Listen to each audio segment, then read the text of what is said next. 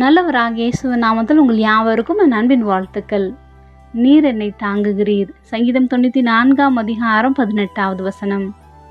என் கால் சறுக்குகிறது என்று நான் சொல்லும் போது, கர்த்தாவே உமது கிருபை என்னை தாங்குகிறது. நம் வீட்டில் வயதானவர்கள், குழந்தைகள் இருந்தால் குளியலறை மற்றும் தண்ணீர் அதிகமாக புழங்கும் இடங்களை வழுக்காமல் இருக்கும்படியாக நாம் பார்த்து கொள்ள வேண்டும்.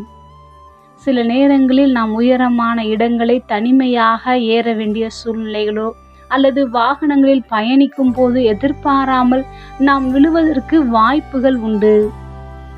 சில நேரங்களில் ஜஸ்ட் மிஸ், எப்படியோ தப்பிச்சிட்டேன் என்று சொல்லி வரவிருந்த பெரிய ஆபத்துகள், விபத்துகள், ஏன் தீர்க்க முடியாத பிரச்சனை என்று பல காரியங்களை எல்லாம் கர்த்தருடைய கிருபையினால் அது இருந்த இடமும் தடமும் தெரியாமல் போய்விட்டிருக்கிறது.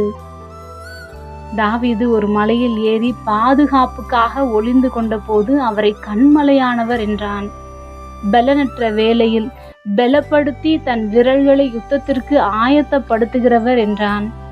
பகைக்கிறவர்கள் அவனை பின்தொடர்ந்த போது எங்கே இடறி விழுந்து விடுவோமோ அல்லது கஷ்டப்பட்டு மலையேறின போது கால் சறுக்கி எதிரிகள் கையில் சிக்கிவிடுவோமோ என்ற எண்ணம் அவனுக்குள் மேலோங்கும் போது, மேலான நாமத்தை உடையவரும் கிருபை உள்ளவரையும் நோக்கி நீர் என்னை தாங்குகிறீர் என்று விசுவாசிப்பது போன்று நாமும் நம்மை விழும்படி தள்ளினவர்கள் மத்தியில் நம் காலை தள்ளாட விடாதவர் நம்மை தாங்குகிறார் என்று அறிக்கையிடுவோம். எல்லாவற்றையும் மேற்கொள்ளுவோம்.